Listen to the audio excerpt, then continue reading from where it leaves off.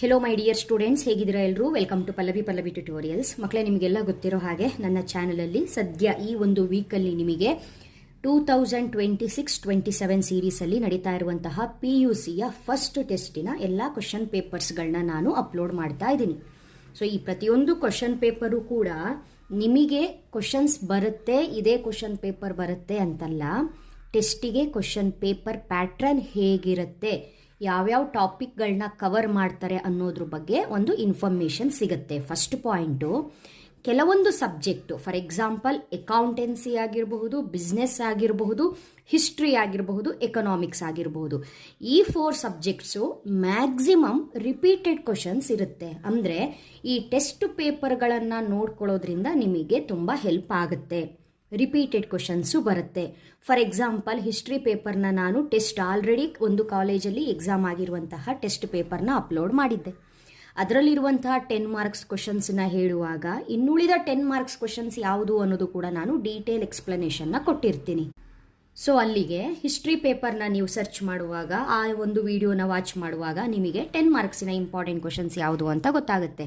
ಸದ್ಯಕ್ಕೆ ಇವಾಗ accountancy paper ಇಲ್ಲಿ ಬರ್ತಾ ಇದೆ, second PUC. So first PUC, second PUCಗೆ ಸಂಬಂಧಪಟ್ಟಾಗೆ ಎಲ್ಲ ಟೆಸ್ಟ್ ಪೇಪರ್ಗಳನ್ನ, ಅದು ಒಂದು ಕಾಲೇಜಿನ ಮಾತ್ರ ಅಲ್ಲ, ನನಗೆ ಸಿಕ್ಕಿರುವಂಥ ಎಲ್ಲ ಪೇಪರ್ನ ನಾನು ಅಪ್ಲೋಡ್ ಮಾಡ್ತಾ ಇರ್ತೀನಿ. ಸೊ ನೀವು ಟೆಸ್ಟ್ ಪೇಪರ್ಸ್ ಅನ್ನೋ ಪ್ಲೇ ಲಿಸ್ಟ್ಗೆ ಹೋದರೆ ನಿಮಗೆ ಎಲ್ಲ ವೀಡಿಯೋಸ್ಗಳು ಸಿಗುತ್ತೆ. ಸೊ ಇಲ್ಲಿ ಇವಾಗ ಅಕೌಂಟೆನ್ಸಿ ಪೇಪರಲ್ಲಿ ಇಲ್ಲೇನು 3 MCQ ಕ್ವಶನ್ಸನ್ನ ಕೇಳಿದ್ದಾರೆ, ನಾನು ಆನ್ಸರ್ನ ಮಾರ್ಕ್ ಮಾಡಿದ್ದೀನಿ.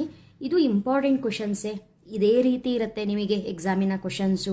ಸೊ ಯಾವ್ಯಾವ ಚಾಪ್ಟ್ರಲ್ಲಿ MCQ ಕ್ವಶನ್ಸ್ ಬರುತ್ತೆ ಅನ್ನೋದನ್ನ ನೀವು ಚಾಪ್ಟರ್ ವೈಸ್ ಇಂಪಾರ್ಟೆಂಟ್ ಕ್ವಶನ್ಸ್ನ ನೋಡ್ಕೊಳ್ಬೇಕು.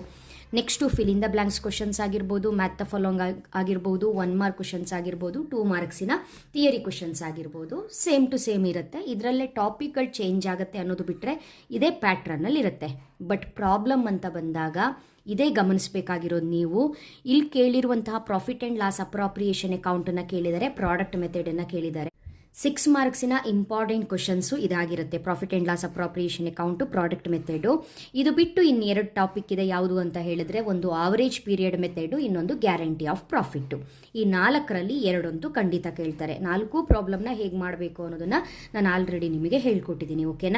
ಅಲ್ಲಿಗೆ ನಿಮಗೆ ರೇಷಿಯೋಸು ಟೆಸ್ಟಿಗೆ ನೋಡ್ಕೊಳ್ಳೋ ಅವಶ್ಯಕತೆ ಇಲ್ಲ. ಸಾಧ್ಯ ಆಗಿ ರೇಷಿಯೋಸು ನಿಮಗೆ ಈಸಿ ಇದೆ ಅಂತ ಹೇಳಿದ್ರೆ ನೀವು ಗೇನ್ ರೇಷಿಯೋನ ನೋಡ್ಕೊಳ್ಬಹುದು.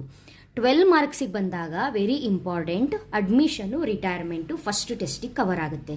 ಸೊ ಅಡ್ಮಿಷನ್ ಪ್ರಾಬ್ಲಮ್ ಆಗಿರ್ಬೋದು, ರಿಟೈರ್ಮೆಂಟ್ ಆಗಿರ್ಬೋದು, ಹೇಗೆ ಮಾಡಬೇಕು, ಈಸಿಯಾಗಿ 12 ಮಾರ್ಕ್ಸ್ನ ಹೇಗೆ ತೊಗೊಳ್ಬೇಕು ಅನ್ನೋದನ್ನು ಆಲ್ರೆಡಿ ನಾನು ಹೇಳ್ಕೊಟ್ಟಿದ್ದೀನಿ. ಸೊ ಈ ಟೆಸ್ಟ್ ಪೇಪರ್ಗಳು ನಿಮಗೆ ಟೆಸ್ಟಿಗೆ ಪ್ರಿಪೇರ್ ಆಗೋದಕ್ಕೆ ತುಂಬಾ ಹೆಲ್ಪ್ಫುಲ್ ಆಗಿರುತ್ತೆ. ಓಕೆನಾ?